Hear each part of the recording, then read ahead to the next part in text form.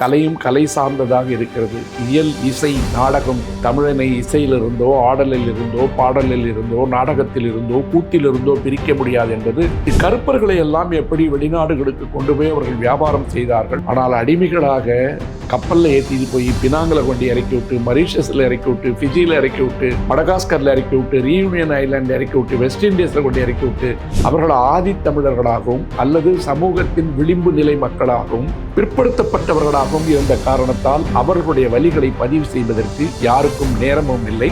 அப்புறம் Samikannu Vincent, Pakshiraja studio, Sriramulu, modern theatres என்று இந்த வரலாறு ஒரு நீண்ட வரலாறு. அடிமைத்தனத்தை தமிழ்நாடு மக்கள் எப்படி சுயமரியாதை இழந்தவர்களாக வாழ்ந்து கொண்டிருக்கிறார்கள், சமூக நீதி என்பது எப்படி திரைப்படங்கள் வழியாக உள்ளே நுழைக்கப்பட்டது, அது எதையெல்லாம் மொழியாக பேசியது, பொங்கலுக்கு 4 வேட்டி கட்டி கரும்போட போஸ்ட் கொடுக்கிறது, இது இல்லை தமிழ் பணி. இதுக்கு தமிழ் தேவையில்லை, அது வேர்களுடைய வேலை அல்ல. நாடக கலையிலிருந்து உருவாக்கி வந்த திரைப்படம் என்பது தமிழர்கள் வாழ்வில் போதித்தது என்ன, சாதித்தது என்ன, பாதித்தது என்ன. இந்த காட்சியை நீங்க ஒத்துக்க மாட்டீங்க, இந்த வசனத்தை நீங்க ஒத்துக்க மாட்டீங்க, நான் சொல்ல போற கருத்துக்களோடு உங்களுக்கு உடன்பாடு கிடையாது, இந்த கல்லால் அடிப்பான், நடுத்துல நிறுத்துவான், போலீஸ்காரன் நிறுத்துவான். அப்போ வின்சென்ட் சாமிக்கண்ணு தொடங்குனது என்னன்னு கேட்டீங்கன்னா, வேல் கையில் எடுத்துப்பானா என்று கேட்டால் இன்று வாக்குகளை கவருவதற்காக பிராணநாதா அப்படின்னு தான் வரும். யாரு எந்த இடத்துல பம்பரம் விட்டாங்கன்னு சொல்லும் போது எப்படி தமிழ் பிள்ளைகளை கேவலப்படுத்தி கொண்டிருக்கிறோமோ, முதலில் பம்பரம் விட்ட ஆளை பத்தி கூட நம்ம பேச போறோம்.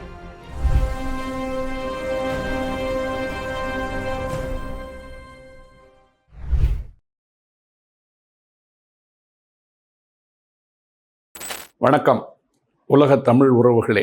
அருந்தமிழ் மூலமாக உலகத்தில் இருக்கின்ற தமிழர் வேர் தேடி தொடங்கிய பயணம் என்பதனுடைய முதல் காணொளியை உங்கள் பார்வைக்கு வைத்த 2வது நிகழ்ச்சியின் மூலமாக நாம் மீண்டும் தொடர்பு கொள்கிறோம்.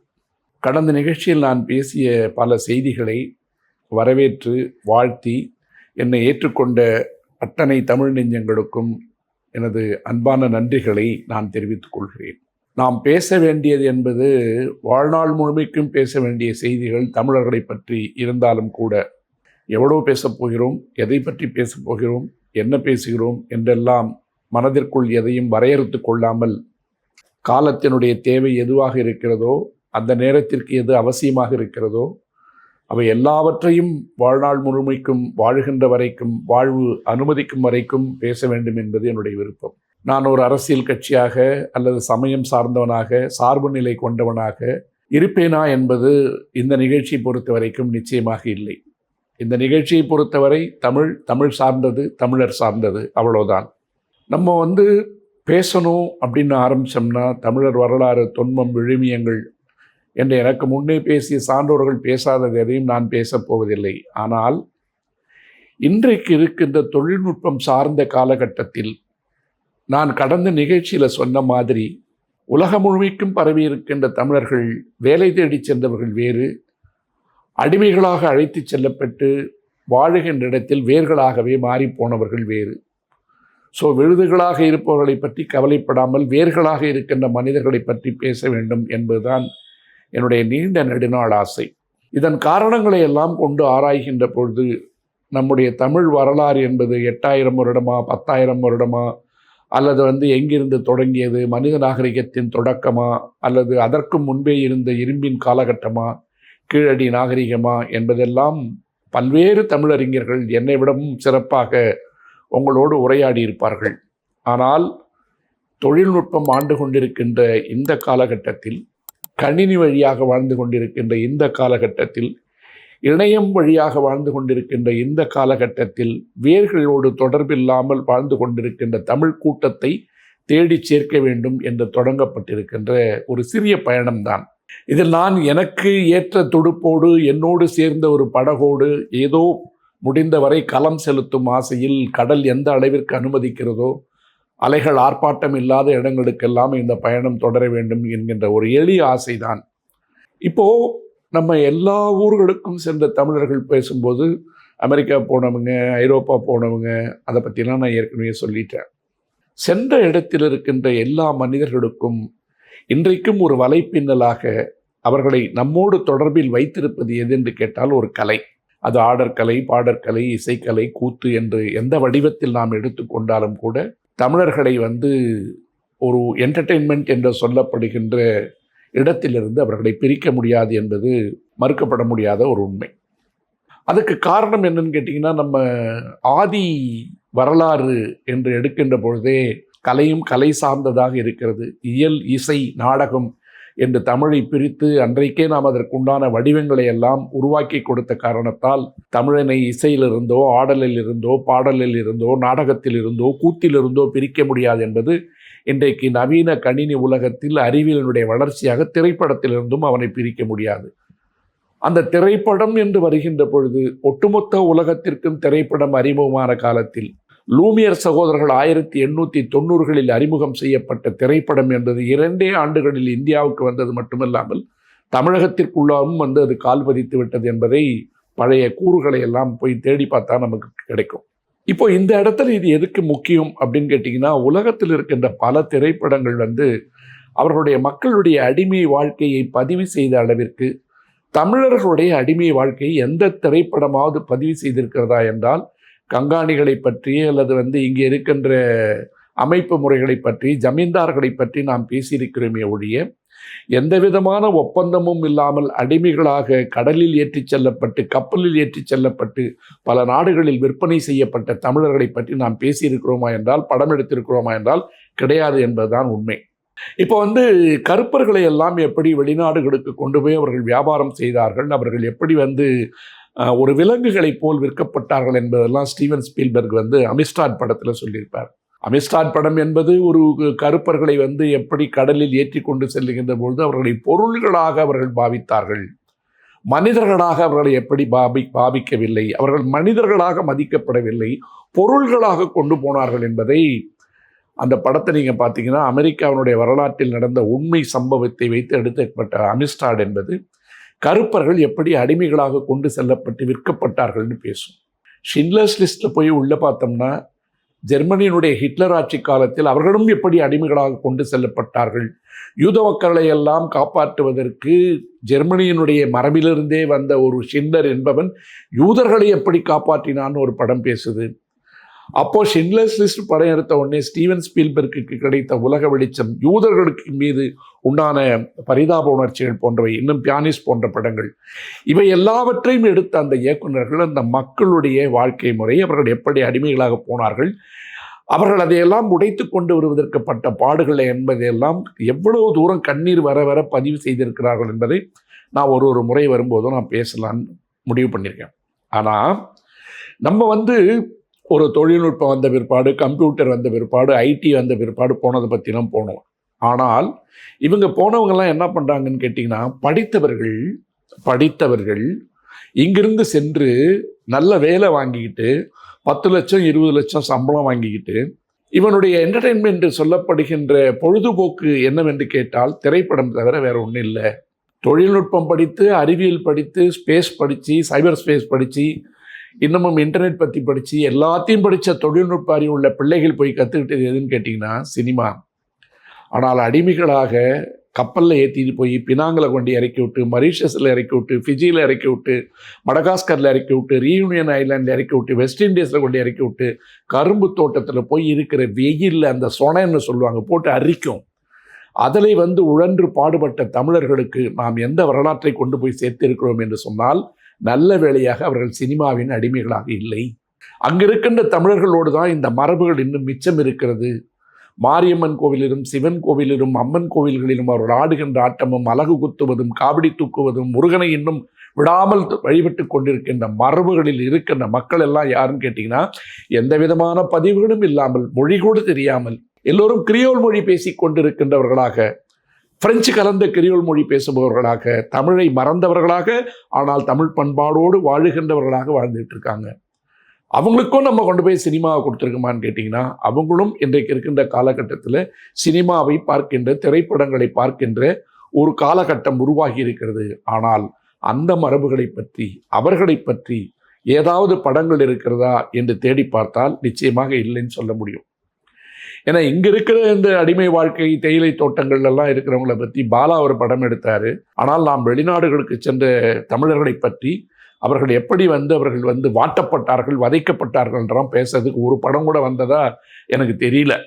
பராசக்தி படம் வந்து கூட பர்மாவில் இருக்கின்ற தமிழர்கள் பட்ட கஷ்டங்கள் பற்றி ஒரு டாக்குமெண்ட்ரி மாதிரி ஒன்று ஓட்டி காமிப்பாங்க ஆரம்பத்தில். ஆனால் முழுக்க முழுக்க அந்த மண்ணில் தமிழர்களுக்கு நடந்த கொடுமைகள் அல்லது வாழ்க்கை முறைகள் இன்னைக்கு எப்படி அந்த உயர்ந்த இடத்திற்கு வந்திருக்கிறார்கள் என்பதை பற்றியெல்லாம் எந்த படமும் பேசுறதில்லை. நம்ம வந்து கேமராவை தூக்கணும்னா நேராக அமெரிக்கா போவோம், இங்கிலாந்து போவோம், மச்சு பீச்சு போவோம். இன்னும் கேட்டிங்கன்னா நீங்கள் வந்து மாயன் நாகரிகம் இருக்கிற இடத்துக்கெல்லாம் நம்ம சங்கர் கேமராவை தூக்கிட்டு போயிட்டார், ரஜினிகாந்தையும் ஐஸ்வர்யாவையும் கூட்டிட்டு போயிட்டு. அப்போ அதை உடனே போய் மச்சு பிச்சு பார்த்துட்டு உடனே மாயன் நாகரிகம் என்னன்னு நம்ம படித்தோம். ஆனால் தமிழர் நாகரிகத்தில் இந்த உலகத்தினுடைய பல திசைகளில் சூரியன் இருக்கின்ற இடத்துல வந்து அதிகமாக காலையில் அதிகமாக உதித்து வெளிவருகின்ற நாடுகளில் போன முதல்ல தமிழர். அவர்களுடைய வாழ்க்கைகளை பற்றி நம்ம பதிவு செஞ்சுருக்கோமா அப்படின்னு கேட்டால் கிடையாது. அப்போது இதையெல்லாம் வந்து பேசுவதற்கு ஏன் திரைப்படங்கள் வரவில்லைன்னு ஒரு கேள்வி இருக்குது எனக்கு. பினாங்கில் கொண்டு போய் கப்பலில் கொண்டு போய் இறக்கப்பட்ட தமிழர்களை பற்றி நம்ம ஏதாவது படம் எடுத்திருக்கோமா? இல்லை. மலேசியாவில் கொண்டு போய் ரப்பர் காடுகளில் இறக்கப்பட்ட தமிழர்கள் பற்றி படம் எடுத்திருக்கோமா? இல்லை. இலங்கைக்கு கொண்டு சென்று இறக்கப்பட்ட மக்கள் பற்றி, தோட்ட தொழிலாளர்கள் பற்றி படம் எடுத்திருக்கோமா? இல்லை. அதில் ஒருத்தர் எடுத்தார், அவர் வேறு மாதிரி காமிச்சார், மணிரத்னம். அவர் காமிச்சது வேறு மாதிரி காமிச்சிட்டு போயிட்டார். அது அந்த சந்தர்ப்பம் வரும்போது நான் விரிவாக பேசுகிறேன். ஆனால் அப்படி இலங்கையில் இருக்கின்ற தமிழர்களை பற்றி, தென்னாப்பிரிக்காவில் இருக்கின்றவர்களை பற்றி, நான் சொன்ன இத்தனை இடங்களில் சீஷெல்ஸில் இருக்கின்றவர்களை பற்றி ஏன் அவர்களுடைய பதிவுகள் நம்மால் கொண்டு வர முடியவில்லை? அவர்களை பற்றி திரைப்படங்கள் ஏன் இல்லை? அதற்கு ஒரு அடிப்படை காரணம் இருக்கிறது.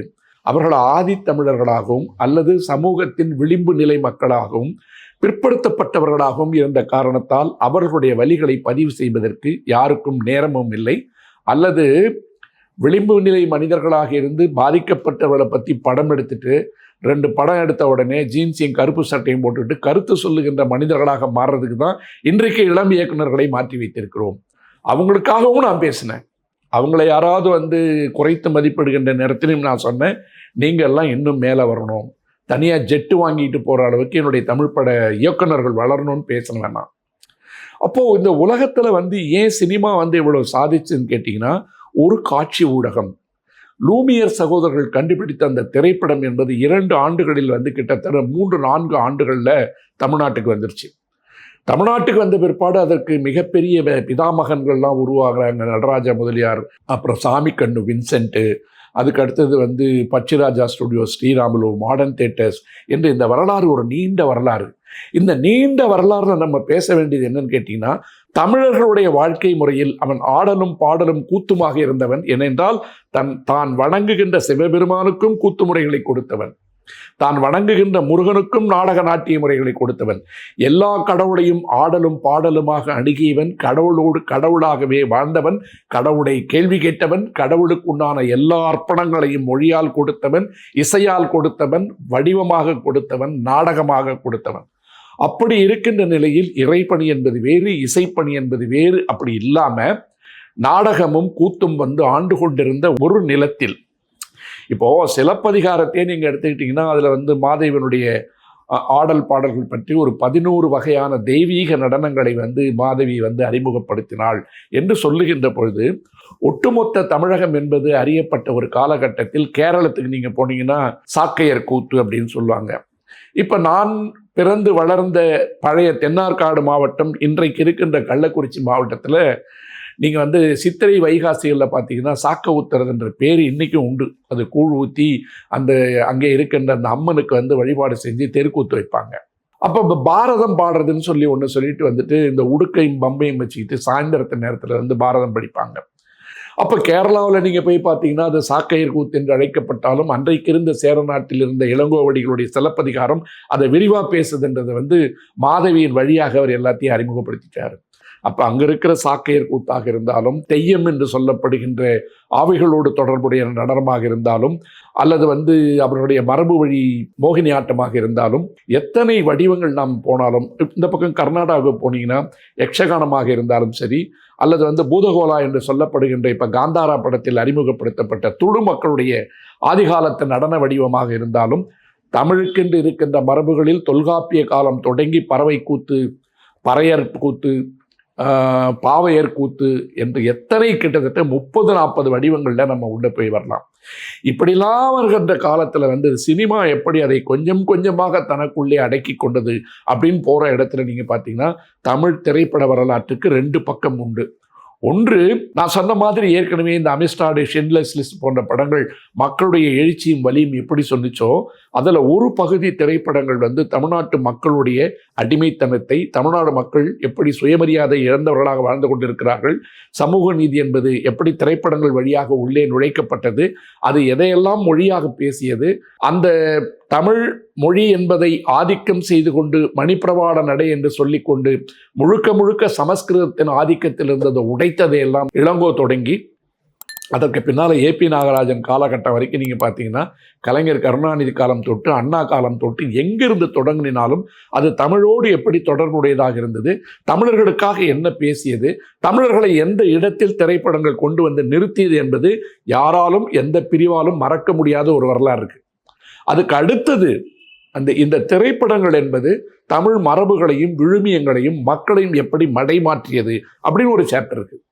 அதுக்கு அடுத்தது இது எப்படி வந்து சிதைக்க தொடங்கியது, இந்த மயக்கத்திலிருந்து இவன் ஏன் வெளியிலே வரல, எல்லாவற்றையும் கொண்டு போய் எப்படி சினிமாவுக்கு அடகு வச்சான். நீங்க பார்த்தீங்கன்னா இலங்கை, கனடா, ஐரோப்பிய நாடுகள் மற்றும் தென்னாப்பிரிக்கா, எங்கெல்லாம் ஆஸ்திரேலியா, எல்லா இடங்கள்ல போனீங்கனாலும் தமிழ் திரைப்படங்களுடைய ஆதிக்கம் இல்லாத இடம் கிடையாது. ஒரு காலகட்டத்தில் எம்ஜிஆர் அவர்களுடைய திரைப்படங்கள் வந்து இலங்கையில தான் அதிகமாக ஓடும். இலங்கையில தான் 100 நாள் 200 நாள் ஓடிக்கிட்டு இருந்த காலகட்டம்லாம் உண்டு.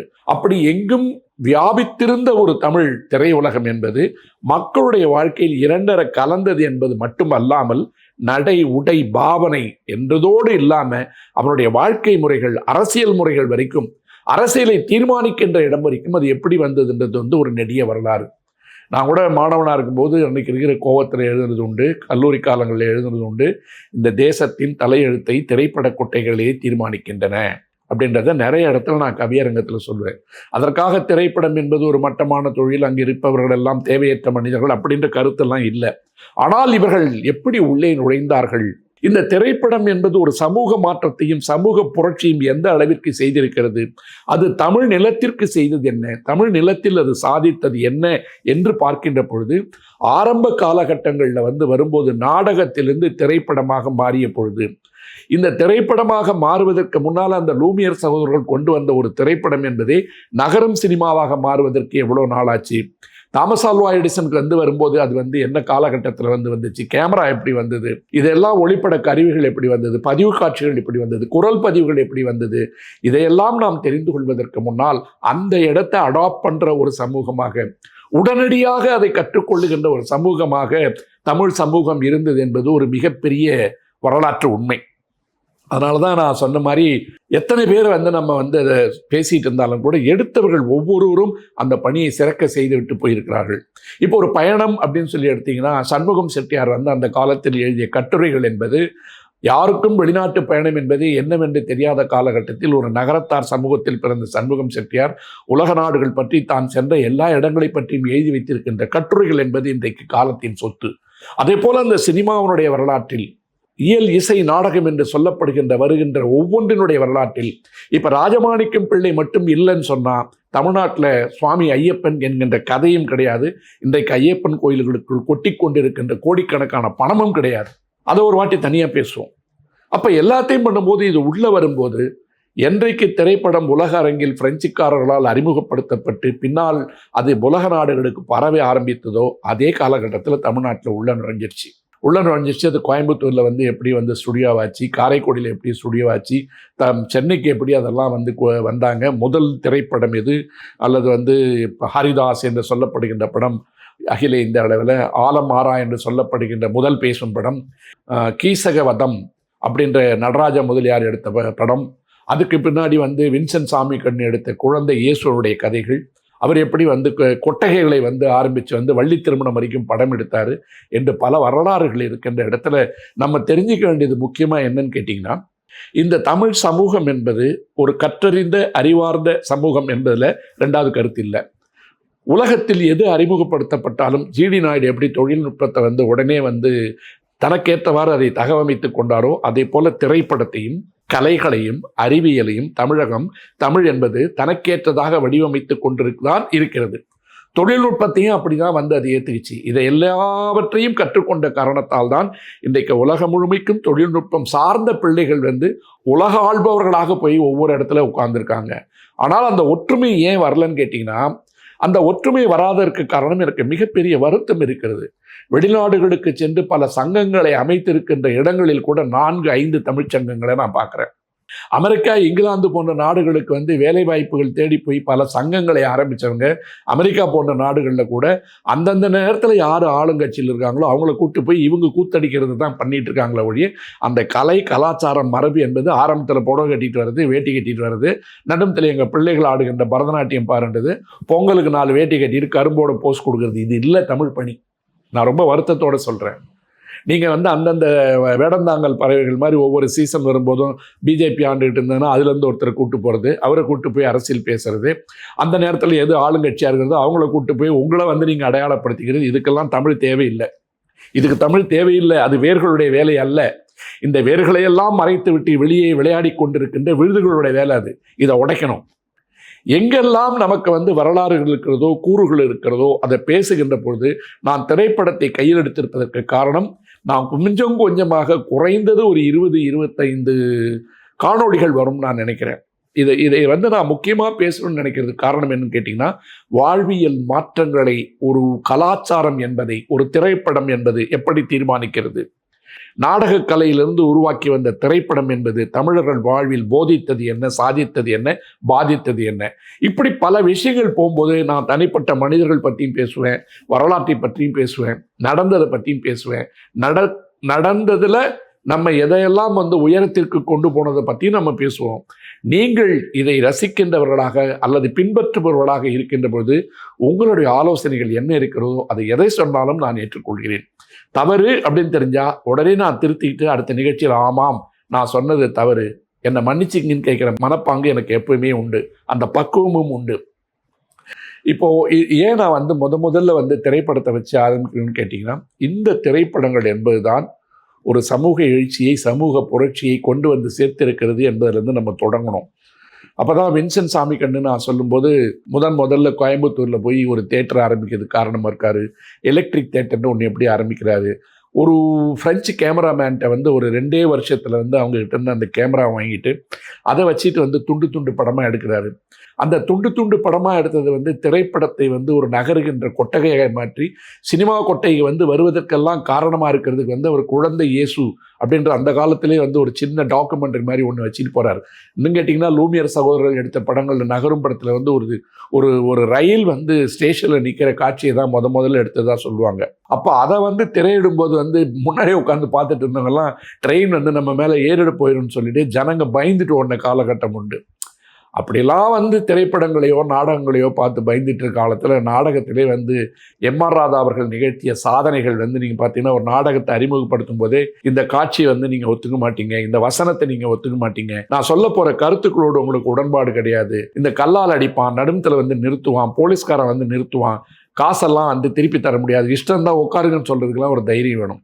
இப்படிலாம் வளர்ந்தது தான் தமிழ் நாடகத்துறையும் திரைப்படத்துறையும். அப்போ வின்சென்ட் சாமிக்கண்ணு வந்து தொடங்கினது என்னன்னு கேட்டிங்கன்னா, அவர் ஆரம்பத்தில் வந்து அவர் ஒரு கிறிஸ்தவராக இருந்த காரணத்தால் அவருடைய மரபு வழி அந்த ஒரு பேத்தியை தான் சந்திரபாபு என்ற நகைச்சுவை நடிகர் வந்து திருமணம் செய்ததாக கூட சில குறிப்புகளை நான் பார்த்தேன். அப்படி முன்னோடியாக இருந்து அவர் கிறிஸ்தவ மதத்திலிருந்து வந்திருந்தாலும் கூட குழந்தை இயேசு அப்படின்ற ஒரு டாக்குமெண்ட்ரி எடுத்துட்டு எல்லா ஊருக்கும் போயிட்டு இருந்தவர் வந்து கொஞ்சமாக இந்த திரைப்படத்தினுடைய வளர்ச்சிக்கு காரணமாக இருந்து வள்ளி திருமணம் வந்து திரைப்படம் எடுக்கிறாரு. தமிழ்நாட்டில் பல இடங்களில் போய் திரைப்பட கொட்டைகளை வந்து அந்த கூரை கொட்டைகள் என்று சொல்லப்படுகின்ற ஒரு ஃபார்ம் இருக்கு பாருங்க, அதை வந்து அவர் தான் ஆரம்பிக்கிறார். ஆனால் அதுக்கு முன்னாடி பார்த்தீங்கன்னா சென்னையில் வந்து ஒரு தெலுங்கு சகோதரர் வந்து கெய்டி திரையரங்கத்தை வந்து தமிழ்நாட்டில் முதல்ல கொண்டு வராங்க.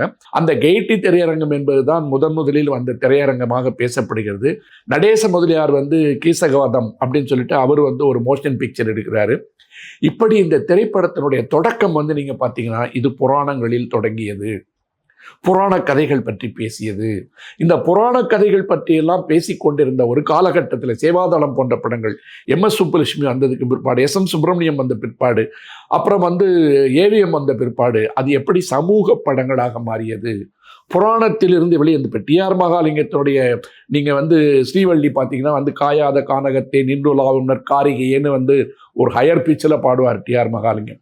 மேயாதமான் புள்ளி மேவாதமான் அந்த பாட்டு TR மகாலிங்கத்தினுடைய பெயரை இந்த டிஜிட்டல் உலகத்திலும் பேசி கொண்டிருக்கும்.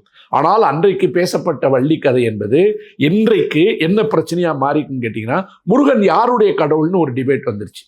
இந்த முருகன் யாருடைய கடவுள்? அவள் தமிழ் நிலத்தினுடைய கடவுளா, தமிழர்களின் கடவுளா, குறிஞ்சி கடவுளா, தமிழர்களுக்கு மட்டுமேயான கடவுளா அப்படின்றதெல்லாம் விட்டுட்டு எங்கேயோ NTRோட பேரை உட்காந்துட்டு அவர் இங்கே பிறந்தாரு அங்கே பிறந்தாரு அப்படின்னு சொல்லுவான். ஆனால் மகாகவி காளிதாசன் எழுதிய குமார சம்பவத்தில் முருகன் என்பவர் கார்த்திகேயனாக பேசப்படுகிறார்.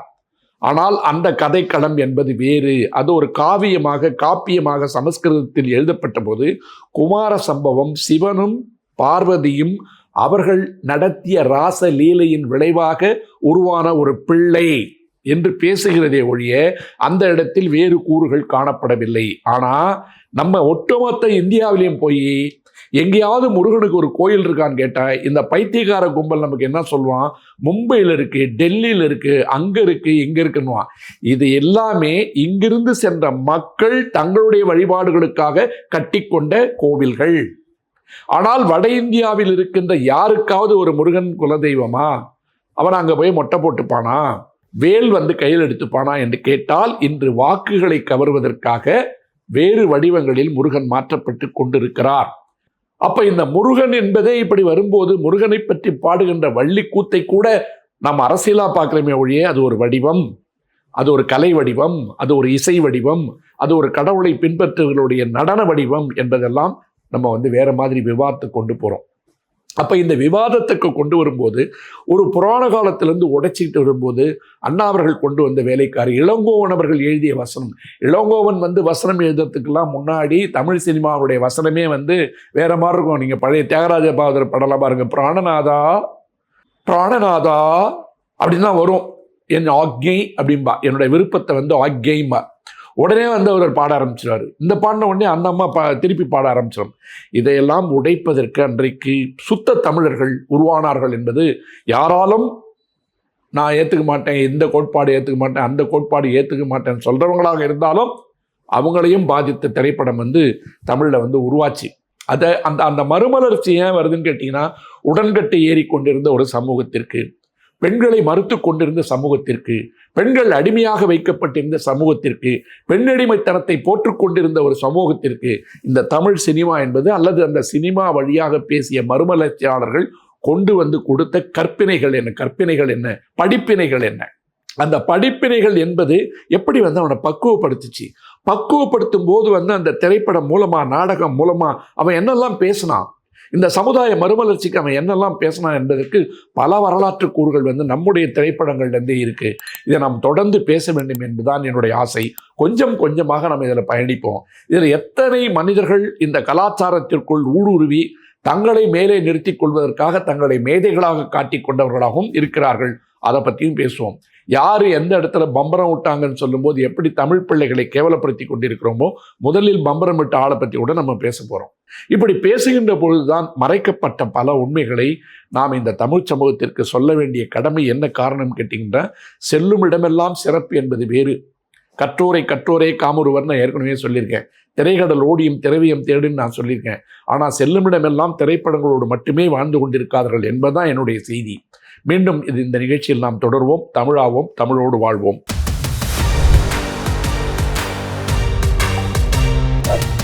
அருந்தமிழ் எங்கள் உயிருக்கு நேர்.